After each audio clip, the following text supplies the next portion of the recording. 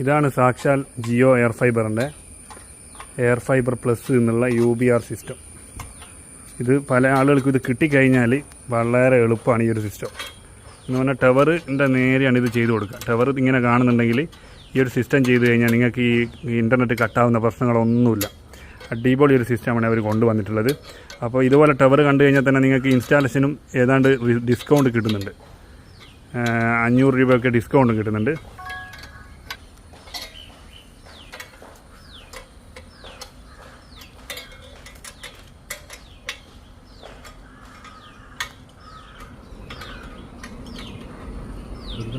ഇതേപോലത്തെ ഒരു സാധനം നിങ്ങൾ ഇതുമേലും കാണാൻ പറ്റും. ഈ ടവറിൻ്റെ മുകളിൽ നോക്കിയാൽ നിങ്ങൾക്ക് ഇതുപോലൊരു സംഭവം കാണാൻ പറ്റും. ഇതും തമ്മിൽ കണക്റ്റ് ആകുന്നതാണ് ഈ സിസ്റ്റം. ഓക്കെ,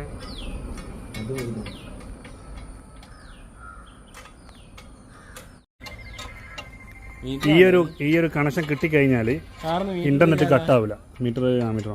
ഇൻ്റർനെറ്റ് പെട്ടെന്നൊന്നും കട്ടാവില്ല. നിങ്ങൾക്ക് 30 Mbps ആണെങ്കിൽ 30 തന്നെ നിൽക്കും. മറ്റേതാകുമ്പോൾ നിങ്ങൾക്ക് കുറയുകയും കൂടുകയും ചെയ്യും. 100 Mbps ആണെങ്കിൽ 100 തന്നെ നിൽക്കും.